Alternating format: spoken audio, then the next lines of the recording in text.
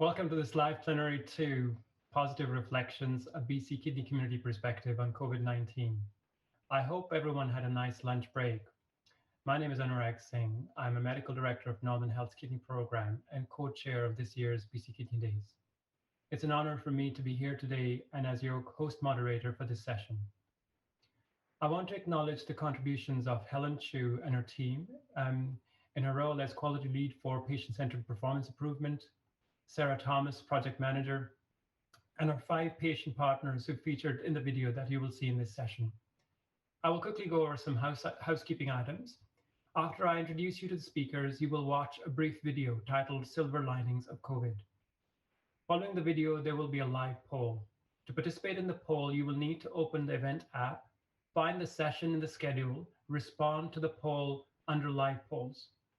The total presentation time will be 30 minutes, and we will have about 10 minutes for question and answers. To submit your questions, you will need to use the app again. Once you're on the session page for this presentation, under Live Q&A, tap Submit a Question Now, and then type your question. I will do my best to get your questions answered. We have 3 amazing speakers for this session. Each of our speakers are leaders in their field and have played a key role in shaping BC kidney community's response to COVID-19, very much making us better together. It is through their hard work and commitment to a cause greater than themselves has kept us going through these uncertain times. I'm delighted to introduce 2 our speakers. Our first speaker will be Dr. John Antonsen. John is a nephrologist in Victoria, Medical Director of Renal Services on Vancouver Island, and is also the chair of the BC Renal Hemodialysis Committee. Our second speaker today will be Dr. Michael Copeland. Michael is a nephrologist at Vancouver General Hospital and a clinical associate professor of medicine at UBC. He's also the medical director of kidney services for Vancouver Coastal and Providence Healthcare, in addition to his role as provincial medical director for home hemodialysis. Our third speaker is Teresa Atkinson. Teresa is a patient partner at BC Renal, CanSolve Patient Voices Network, and the current president of the Kidney Foundation of BC and Yukon branch. She's also a volunteer with the BC Transplant. In a 36-year journey as a kidney patient, Teresa has experienced life on all forms of renal replacement therapies, including peritoneal dialysis, 2 failed transplant, followed by hemodialysis, first at an in-center unit and then nocturnal home hemodialysis. After 17 years of waiting, 5 years ago, she finally received a third, what she calls a miracle kidney transplant. Teresa is passionate about improving the lives of kidney patients and sharing her story, hoping to set an example for others living with kidney disease. With this, I welcome all the speakers to this session. We will now watch a 4-minute video, Silver Linings of COVID, featuring our patient partners at the BC Renal.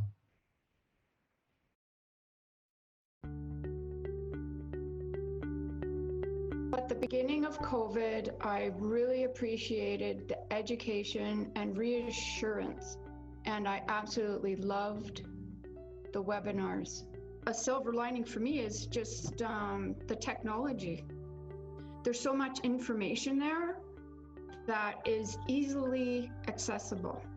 I feel more in control of my healthcare because I have more information, and want to say thank you so much again for all the reassurance and the support. I'm a kidney recipient. I had my transplant in 2018. I'm also a disabled person on full-time on a wheelchair. On the onset of this pandemic, I didn't have to be so stressed to get up in the morning anymore just to prepare, because it takes me about 2.5 hours to get myself ready, being a wheelchair user. I don't have to wait too long for my handy darts to come in in order to take me home. So those are the instances where a lot of things has changed. I saved time from all the ways that I have to do. I have lesser stress, including my caregivers and my family. Now I have a lot more time as well to educate myself, to understand better my condition. One positive experience that I've had during the COVID pandemic era has been that kidney care clinics have continued even though we don't see each other in person. So for mine, we did it by phone. So I had my blood work done, got the results, and then I talked to the nurse. We went over my blood work, and I took my blood pressure at home, and we talked about that. And then I talked to the social worker on the phone. I talked to the dietitian on the phone. And then my nephrologist called me on the same day. So it was a good experience because it felt like just like regular kidney care clinic, only it wasn't in person. The positive aspect I have experienced in the opportunity to pedal a modified stationary bike while having my hemodialysis treatment. We keep track of the kilometers and the time that we've ridden. We've ridden across Canada. I feel it really helps to take your mind off of what is happening, the feeling of being down or being scared or worried. It's just a good time to not think of anything except pedaling a bike, thinking about where you are. Nurses up here have always been a scarce resource, and with the COVID popping up, we were having nurses being taken out of the rotation, which was resulting in a lesser quality of treatment for my dialysis. And it was suggested to me by one of my nurses that there was this program, the home hemodialysis, available for those that were interested in it. So after a couple of phone calls and a couple of visits from Susan, my nurse coordinator, who was an amazing lady, we came up with a plan for me to head down to Prince George for a 3-week course that I felt quite comfortable in taking. And Susan walked me through the whole process, made me feel confident about doing this process, and it's where we are now. For me, that is a fairly positive outcome of this COVID-19, was the opportunity to be able to be at home.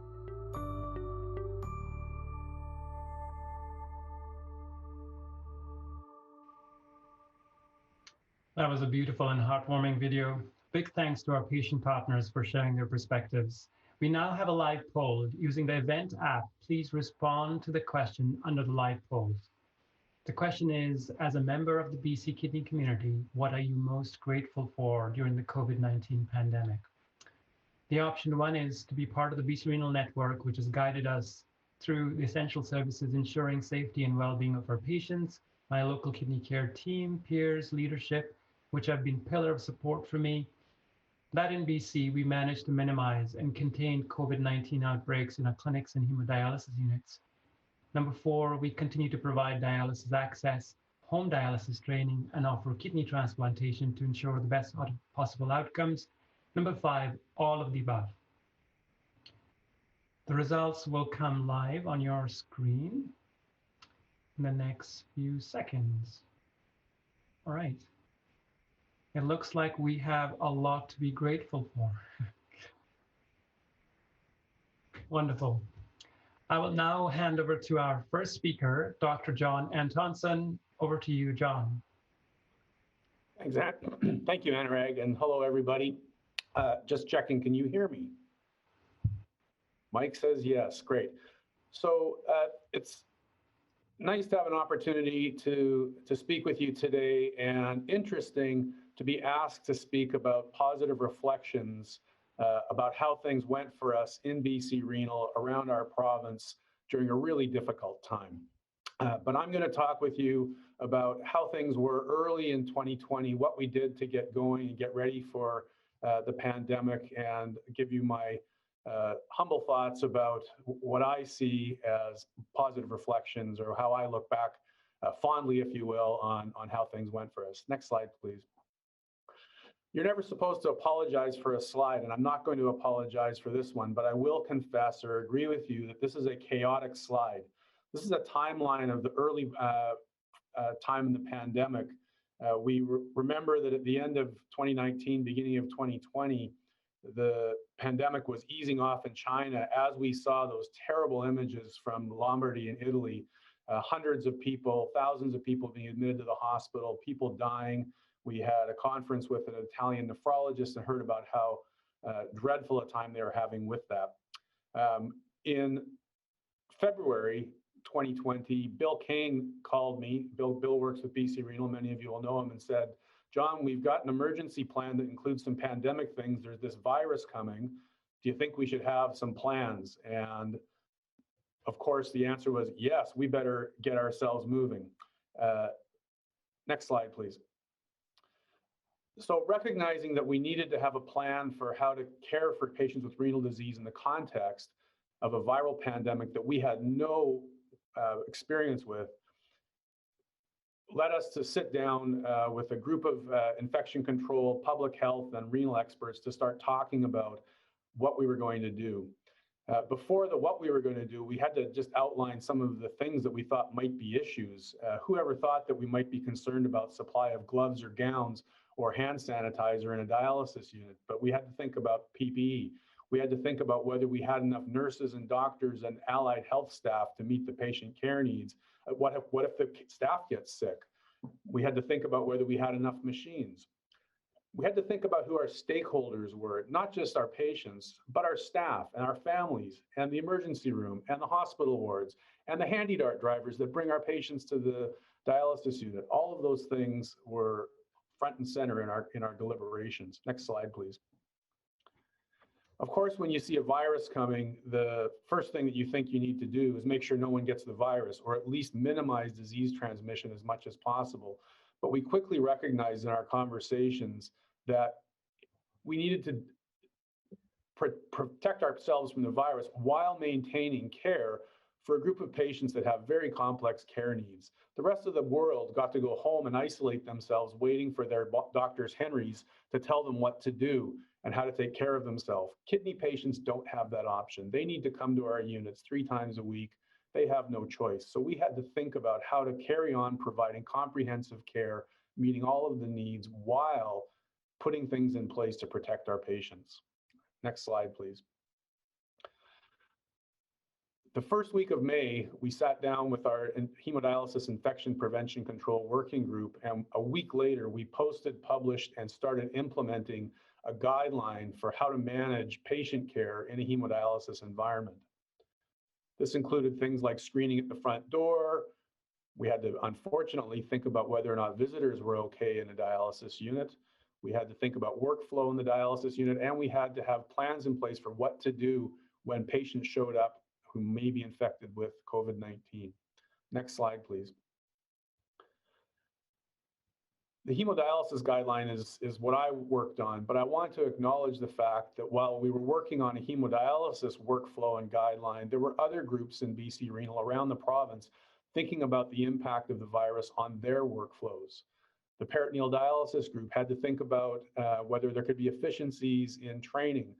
We had to advocate for access to operating rooms for what might otherwise be considered elective surgeries. But the reality is putting a peritoneal dialysis cannula in a patient who's coming to end-stage renal disease can actually help them stay out of the hospital if they don't get sick with symptoms from renal failure. We advocated with our health authorities and for the most part got buy-in. So we were able to have access for our patients to get to the operating room or get services from their hospitals when other elective procedures or elective services were being slowed down. Dr. Rachel Carson and colleagues around the province and around the country put together a framework for allocation of scarce resources, imagining what might happen if we had an Italy situation where we had limits on staff, limits on machines. What would we do if we had to ration resources? That must have been a very terrible conversation to go through, but they had that conversation and put together a framework that is now viewed and respected, not just in our province, but around the country and even elsewhere. Next slide, please. So when I look back on how things went for us early on, the word meaningful comes up. When you do meaningful work, you can have energy for it. We had meetings every day, sometimes many times per day, sometimes more than one group. but the work was meaningful. It was exhausting, it was scary, it was filled with anxiety, but we woke up every day with energy to have those meetings, to put in the work. And in reflecting back on things, maybe the fact that we've had relatively small numbers of viral cases in our patients is in recognition of all that work we put in. Another positive reflection I have is to acknowledge the fact that in British Columbia, we have an established structure and framework for renal care. We have mature teams, we have administrative structures, we have resources available. And when we had something coming like a viral pandemic, without warning, without preparation, we actually had some ability to respond in a coordinated and helpful way. And so looking back on the early time in the pandemic, I think positively about the teams that we have and the structure that we have in the province to support care for patients with renal disease. And my clock is ticking down, so I am going to stop right there. Thanks, John. Mike Copeland here. Hope everyone can hear me as well. So I'm going to be coming on to the next section here, and I was asked to talk a little bit about what it was like in the early days in particular with the implementation of guidelines, how it was actually looking after patients with COVID and some of the other unintended consequences. Next slide, please. So I think that this is an image that was very much in our mind in the early days. The implementation and the development of the guidelines really was like trying to build an airplane in mid-flight and in a very rapid pace. Next slide, please. You know, I think there was a lot of confusion and concern, but as John has already mentioned, we were able to start to build on some of the framework that was already there because of the emergency planning that was in place for BC. And that's the foundation that we started from. We really focused our attention and a lot of kudos to the hemodialysis committee because they were the first group to really bring this to the foreground. But that was quickly followed by all the other, I guess, disciplines within nephrology to follow suit very quickly. So within a couple of weeks, we were definitely leading the wave in terms of preparation for the COVID. And we really did focus on what we needed to do to be protecting patients and to be protecting the healthcare team. And some of the frustrations we had certainly were many different conflicting pieces of information. Sometimes hospitals, health authorities, and the province would have different recommendations. Infection control and public health at the provincial level would often be in disagreement with one another, which was very stressful, I think, as we were trying to sort this through. Next slide, please. And really what the process was like was truly a QI initiative where we would plan for things, we would implement things, we would quickly look at how things were going, we would come together, we would review it and make changes and tweaks along the way. And we absolutely know we did not get it right the first time around, but very quickly on, we were recognizing weaknesses of our preliminary plans and moving forward. Next slide, please. So we developed a number of documents. This is just an example from Vancouver Coastal. And you can see by the end of the process, we were up to about 140 pages worth of material that we were working with. Next slide, please.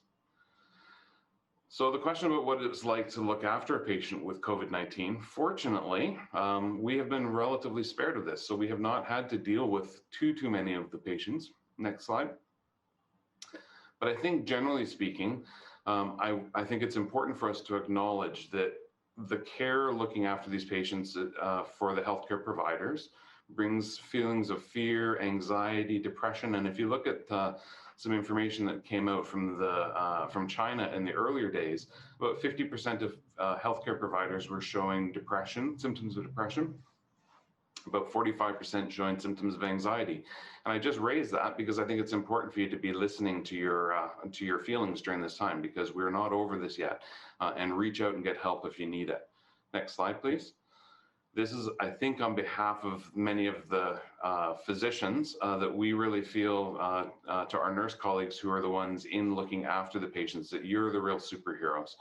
And I just want to take a moment to acknowledge that. It's quite easy for me as a physician to come see a patient and leave the room, but not spend the 4-hour encounter of dialysis with that patient. So to acknowledge that. Next slide, please. the unintended consequences, and I was asked to put a positive spin on this, and there were positives, but I do want to acknowledge that there was a lot of negatives that are offset by the positives that we feel and we continue to feel, both within healthcare, but more broadly in the community. Next slide, please. The ministry actually asked us to be keeping track of some of the unintended consequences, and this document was looking at both positive and negative things, but largely it came into different themes: healthcare system related, CKD care, dialysis, special populations, and then administration. Next slide. Just to pull a few of the themes as well as some of the positives that came from it, I think we all recognized early on that suddenly there was a drop of availability for healthcare team access. Infection control challenges we already touched on. There was lots of conflicting information that came through. And medications. Suddenly there were supply chain shortages that I think we never really expected we were going to have to be dealing with in Canada that we had to. And the group was able to come together to create some virtual communication strategies, infection control guidelines, as well as ensuring that there was a stable supply of the medications and other supplies. Next slide. In the pre-dialysis world, I think there was a lot of concern about how we could provide education, how we could be providing appropriate surveillance of chronic conditions, and as well as the fact that suddenly we were losing the ability to do preemptive kidney transplantation. And again, through very early work with the Office of Virtual Health, we are all still learning how to use virtual healthcare on our day-to-day lives, and that probably will not go away even when this is finished. Modality webinars have been created, and through work with BC Transplant, we were able to reintroduce relatively quickly preemptive transplantation. Next slide. In terms of the dialysis populations, John's already touched on this. We were able to secure protected OR time for PD and vascular surgery work. Remember, those were considered elective procedures at the beginning of this. We had to fight to be able to ensure that there was provision for those areas. And John's already touched about transportation. Next slide. In terms of the administrative work, I think we came together as a province, and as John has highlighted, we created, I think, a provincial EOC. This was based on a lot of trust relationships that were already there and a well-established platform within BC Renal. And I think we didn't have to spend a lot of time getting to know one another and getting to trust one another. We could come together in a safe environment, initially as the medical directors, and then probably expanding out as we move into the next phase of this, realizing that there are holes in terms of the EOC structure that we already have. But we were able to very effectively come together to be coordinating the response, I think. Next slide. And I really want to highlight that it's you guys in the renal community that we really are thanking. And these are a couple of comments that I won't read out. They're on the BC Renal website from various folks. But the undercurrent here really is that the programs came together to support one another. And really, it was the renal community that's the real positive out of this. So I think that's my last slide. And then I'm going to hand over to Teresa, who, as you heard, is the president of BC Kidney Foundation in BC and Yukon, but really a patient extraordinaire. So I'll hand over to you, Teresa. Thank you. So I'd like to share my personal and community reflections as a long-term patient and, of course, as president. Next slide, please. So I found the virtual health appointments became really helpful and efficient. I was able to speak with my doctors from the comfort of my home and save time and travel, even if I wasn't feeling well, and limiting my exposure to germs. If I had to go in for a visit, there were less people in the waiting rooms and everyone had been pre-screened. Next slide, please. My medication renewals became more streamlined and no longer required in-person doctor visits to refill. Personally, after 30 years of sorting my own medication, which is quite a lot as a kidney patient, I decided to switch to blister packs and saved myself a couple of hours a month. I really like them. Next slide, please. My monthly blood work routine became safer with the pre-screening, social distancing, and cleaning routines implemented after every patient visit. Next slide, please. I started shopping online and planning meals for an entire week. I also order curbside pickup, saving time and exposure to germs and personally wipe everything down before it enters my house. I believe I'll probably continue with online grocery shopping at least because I find it's saving me money and time because of planning and the lack of temptation to impulse buy, and ability to add or delete before I press purchase. Next slide, please. I signed up and took a virtual online accounting course just to brush things up. Next slide. I found ways to exercise and made it a priority by joining a scheduled exercise in the park this summer. Next slide, please. This is probably the hardest part for me, the isolation and not being able to visit and hug my family and friends. I'm lucky because I have a spouse at home. I can't imagine living single during this time. I thank goodness for the technology and being able to have virtual visits. I even have gotten comfortable to meet a couple of friends with home pack lunches in the park where we can social distance. Next slide, please.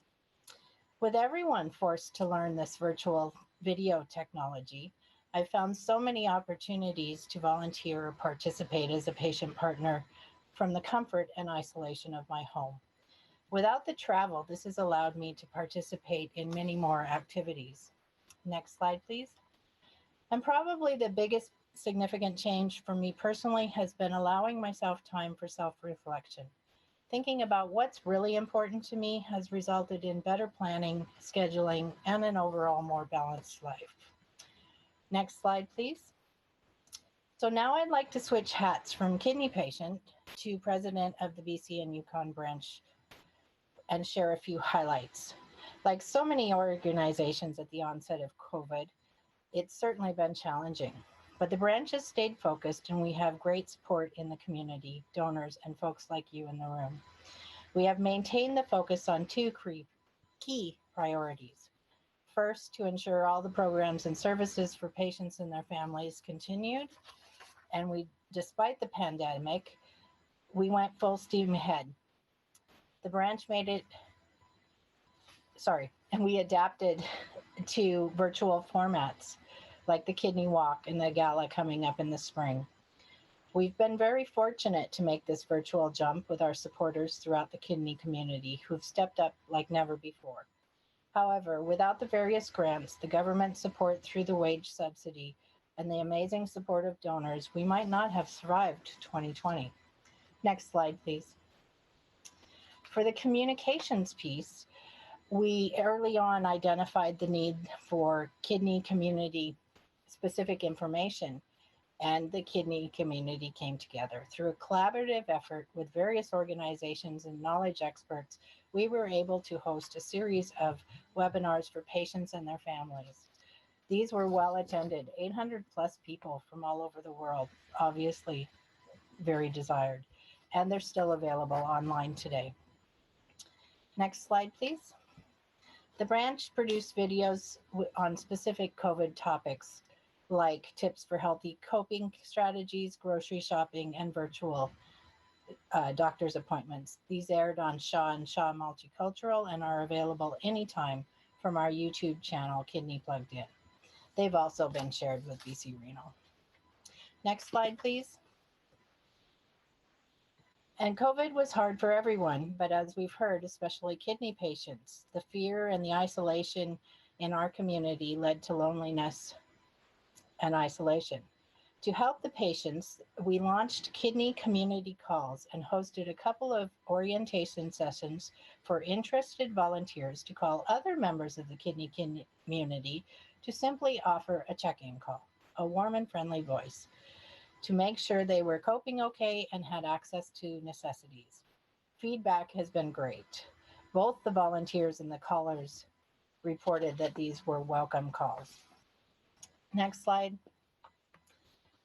And finally, masks have provided a lot of safety for everyone, but especially for those of us who are immunosuppressed or have compromised immune systems during the pandemic. I'm thankful for all of the people wearing them today and the increased awareness of keeping others safe when you're not feeling well.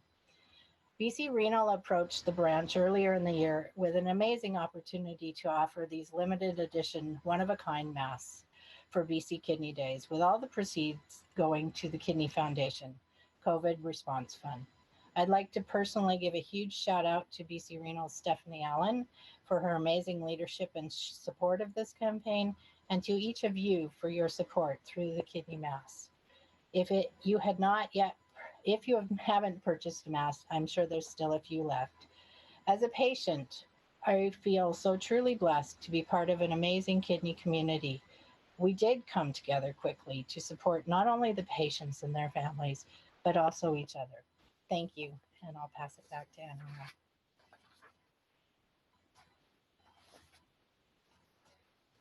Thank you, Teresa. That was an amazing presentation. We have almost 10 minutes for questions now, so please submit your questions using the events app. I see there are questions flowing already. I can start with the first question for the panel. So I'll read the questions out to the panel.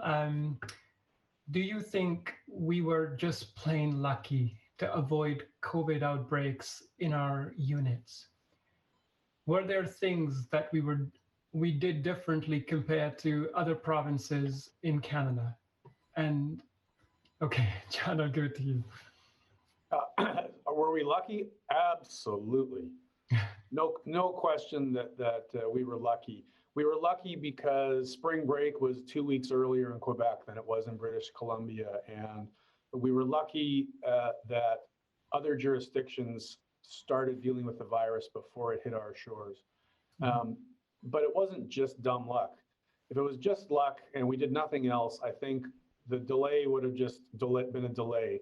But the delay bought us time to leverage the structures that we have in BC Renal and the mature teams and committees that are already up and running. We leverage that to put all these things in place. And, you know, is it perfect? Is the screening perfect? No, it's not perfect. But yes, we were lucky. But the things that we did, in my view, absolutely protected patients and staff. And I'd echo that as well, what John is saying. I think that we were ahead of the curve in terms of when we were implementing things. I know, speaking locally in Vancouver Coastal, we were already screening and restricting some of the visiting in the dialysis units probably a week and a half to 2 weeks ahead of when the hospital started to think about doing that, to the point that we were called out by the hospitals to say, you guys seem to be doing something really good here. We want to learn from you, which I can tell you, working at Vancouver General Hospital for 20 years, it's the first time that's ever happened. So yeah, I think that there was absolutely an element of luck, but I think the fact that we are still sitting at this point, probably being able to count, I don't know the exact number of COVID positive patients that we've had, but it's been still a very small number compared to the number of people who are on dialysis in BC. Great, thank you. So I have a quick question. I mean, I felt during the pandemic, there was conflicting information from the public health office. And I felt that our renal patients looked a lot towards the kidney teams and physicians to provide, you know, information about an infectious disease problem, right? So it must be the trust, I think, the patients had with us, which put pressure on us. So I just wanted to touch on, Teresa, do you have that perspective on your expectations from your team? Because clearly that's who you were in touch with. Yes, absolutely. Although I followed the provincial health authority and the Canadian one, I was looking for kidney-specific information, which came not only from the nephrologists and the team, but also from the Kidney Foundation in those webinars.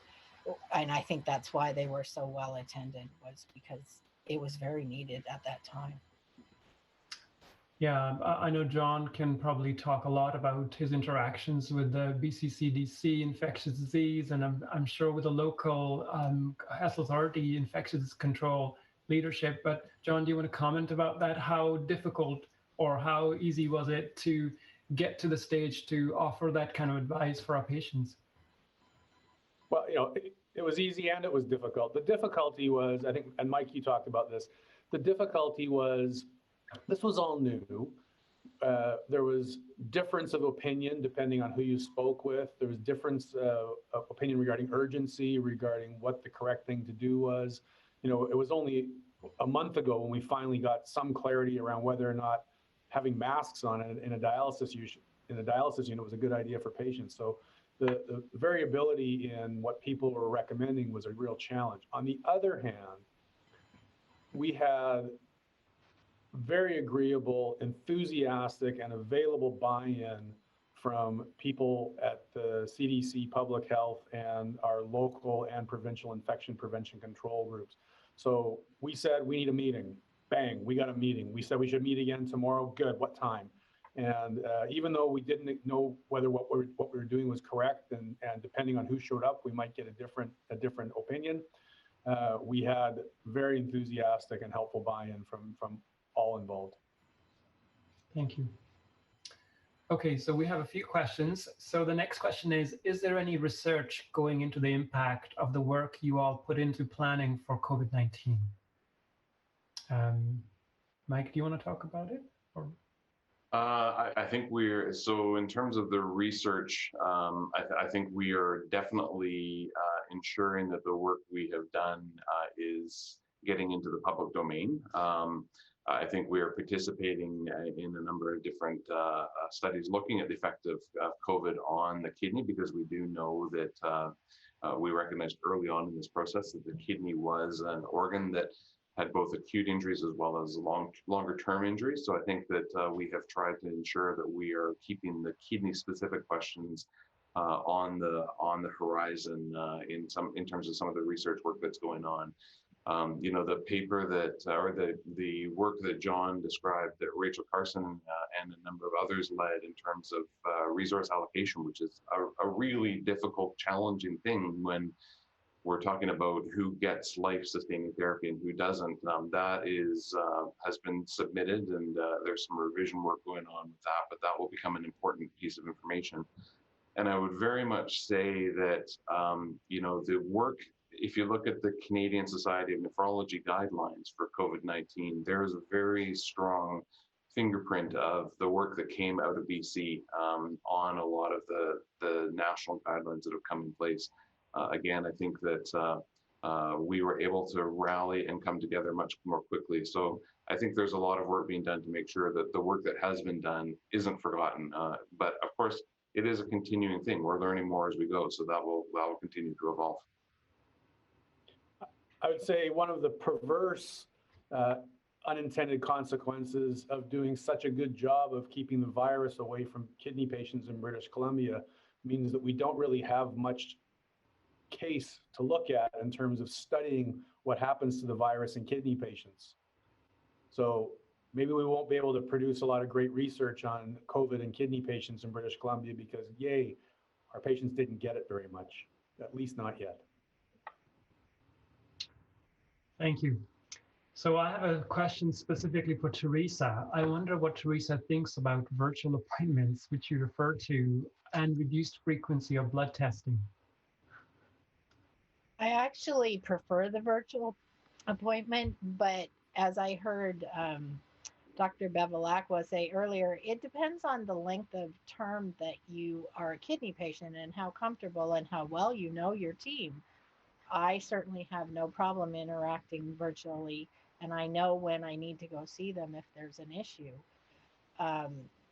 So for me, they work. For a newer patient, maybe not so easily.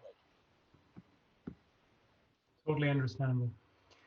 Okay, so I don't think we'll be able to get to all the questions. There are still questions pending. So maybe we can talk this offline with the names and send emails to the speakers. I want to just thank all the speakers for the intriguing presentations, and thank you all for the watching and participating in this session.